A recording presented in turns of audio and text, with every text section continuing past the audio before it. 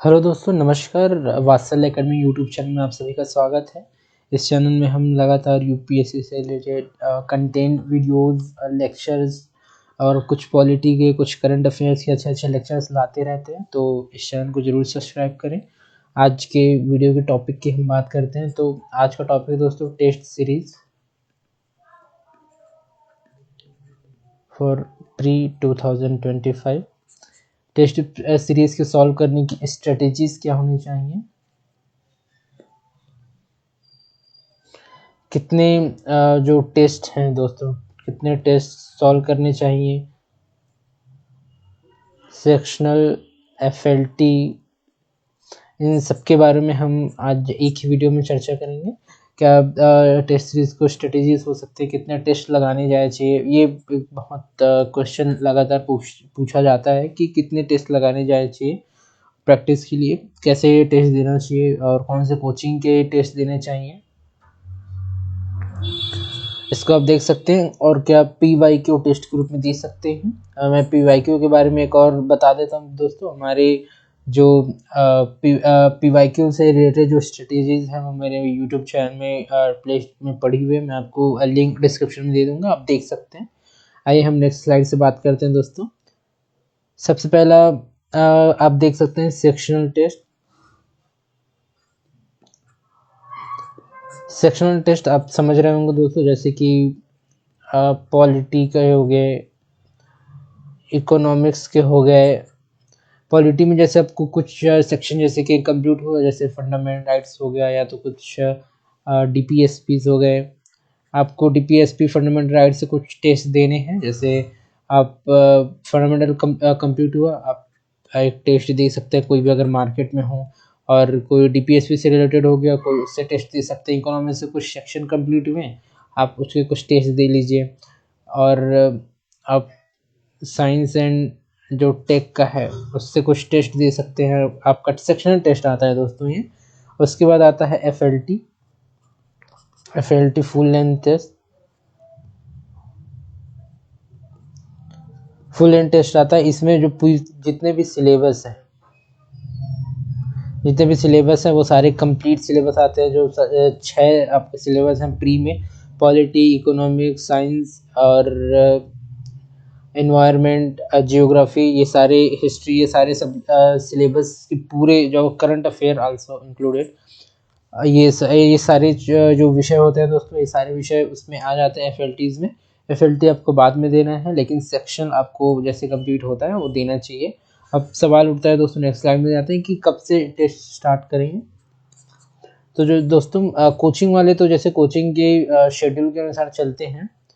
मैं आपको बता देता हूँ कि जो सेल्फ स्टडीज़ कर रहे हैं दोस्तों, वो जनवरी से मोस्ट प्रोबेबली आपको देना स्टार्ट कर ही देना चाहिए। जनवरी से, जनवरी की 15 के बाद आप जैसे भी आपके जो सिलेबस होते हैं उसके हिसाब से आप सेक्शनल जो टेस्ट हैं उसको देने की कोशिश कर सकते हैं। उसके बाद जैसे जैसे आपके FLTs आते जाएंगे, FLTs भी दे सकते हैं। तो आप देख सकते हैं दोस्तों जो टेस्ट है। और उसके बाद में जो टेस्ट के जितने भी स्ट्रेटेजीज हैं सॉल्व करने की, मैं उसको एक बार बता देता हूँ। केवल टेस्ट नहीं देना है दोस्तों, जो उसके एक्सप्लेनेशन होते हैं उसको भी गौर से देखना है। उसका जो हो सकता है इसको पढ़ना है बार बार, इसके क्या आउटपुट निकल के आते हैं, एक नोट्स बना लेना है, डायरी। उसमें आपको नोट्स करते जाना है कि कितने मेरे सही हो रहे हैं, कितने गलत हो रहे हैं, माइनस मार्किंग के चलते मैं कितना बाहर हो रहा हूँ। ये सारी चीज़ें एक्सप्लेनेशन में आपको करके देखनी है। और एक जो टेस्ट से रिलेटेड है वो स्ट्रेटेजीज बनानी है। टेस्ट से का एक और लाभ हो सकता है दोस्तों टाइम मैनेजमेंट का। आपका टाइम मैनेज होगा। जितना भी जैसे आप सेक्शन में हो सकता है 1.5 आवर में सॉरी दोस्तों, 1.5 आवर में निकल के आ जाए अपने टेस्ट से, या 1.5 में दे सकते हैं। लेकिन जो FLTs हैं उसको आपको अच्छे से देना है दोस्तों, और पूरे टाइम लेके देना है।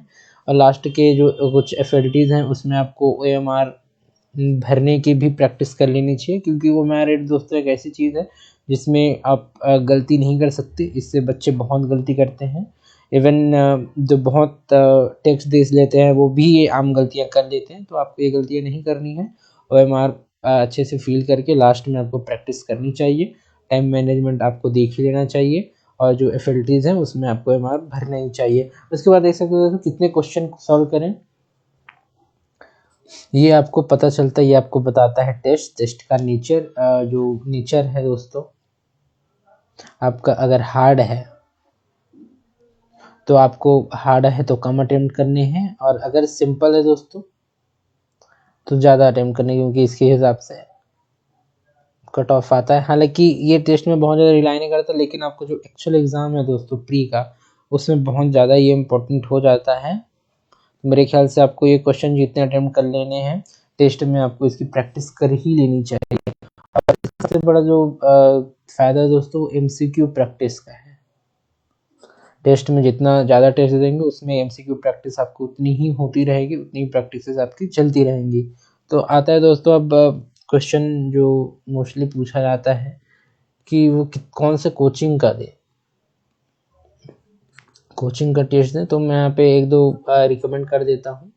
एक है दोस्तों विज़न, जो मार्केट में बहुत, विज़न IAS जो टेस्ट है उसका आप दे सकते हैं। इसके 35 टेस्ट आते हैं दोस्तों हर साल। इसके जो 25 है वो सेक्शनल होते हैं, 10 हैं वो FLTs होते हैं। और आप दृष्टि का भी देख सकते हैं दोस्तों, जो हिंदी मीडियम वाले हैं दृष्टि अच्छा टेस्ट बनाती है। दृष्टि के मेरे ख्याल से 25 टेस्ट आते हैं। 25 टेस्ट में जो 20 टेस्ट हैं वो सेक्शनल होते हैं, और जो 5 टेस्ट हैं वो FLTs होती हैं। तो इसको आप देख सकते हैं। और कोई भी अदर कोचिंग जैसे फोरम IAS का आप देख सकते हैं। ये इतनी कोचिंग के आपको टेस्ट लगाने चाहिए। अब मैं आपको एक बार और बता देता हूँ कि कितने टेस्ट लगाने चाहिए दोस्तों। एक बहुत इम्पोर्टेंट टॉपिक हो जाता है, या एक क्वेश्चन हो जाता है कि कितने टेस्ट।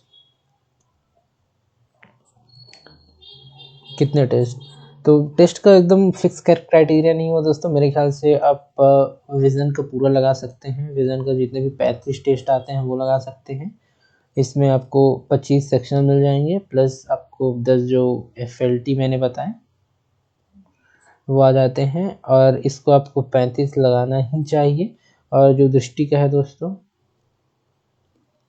दृष्टि के आपके जैसे 20 सेक्शन आते हैं, और आपको 5 इसमें FLT रहता है, माफ़ कीजिएगा। इसमें जो 5 FLT हैं वो आपको देना चाहिए। 25 हो गया, आप काउंट कर सकते हैं।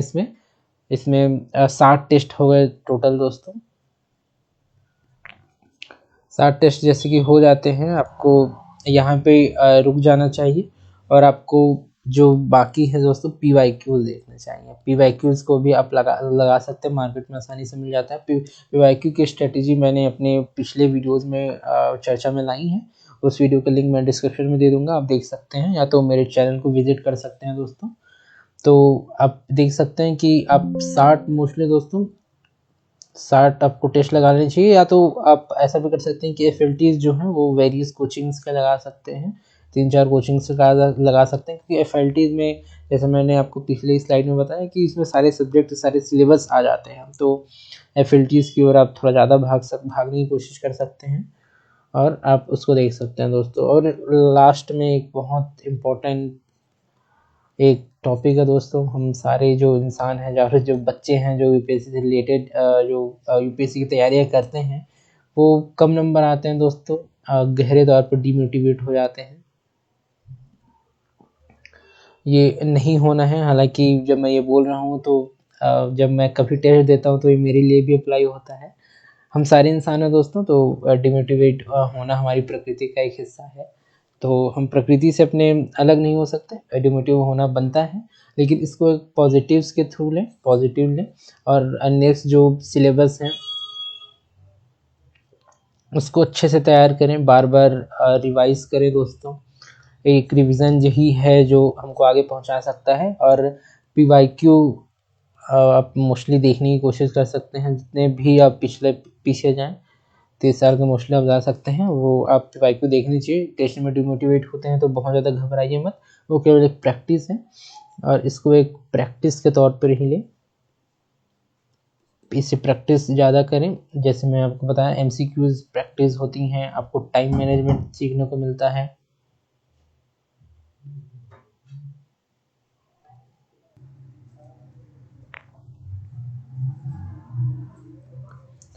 तो MCQ प्रैक्टिस के लिए आप मोस्टली टेस्ट देख सकते हैं दोस्तों। इसके बाद हम बात करते हैं कि इसको जो फ़ायदे हैं कुछ और मैं बता देता हूँ। जैसे मैंने आपको पिछले साइड में बताया MCQs प्रैक्टिस। उसके बाद दोस्तों आपको टाइम मैनेजमेंट आप देख सकते हैं। उसके बाद आप देख सकते हैं कि जैसे पैटर्न होता है, जैसे 2023 में यूपीएससी ने अपना पैटर्न एकदम चेंज कर दिया, उसके बारे में आपको थोड़ी जानकारी मिल सकती है। तो ये सारी चीज़ें हैं दोस्तों जो आपको टेस्ट में देखनी चाहिए। आपको जो कौन सी कोचिंग की लगानी है, कौन से टेस्ट, कितने टेस्ट लगाने हैं, फिल्टीज कितने आपको लगाने हैं, और क्या उसके स्ट्रेटेजी सॉल्व करने की हो सकती हैं, कितने क्वेश्चन में सॉल्व हो सकता है, ये सारी चीज़ें आपको देखनी चाहिए।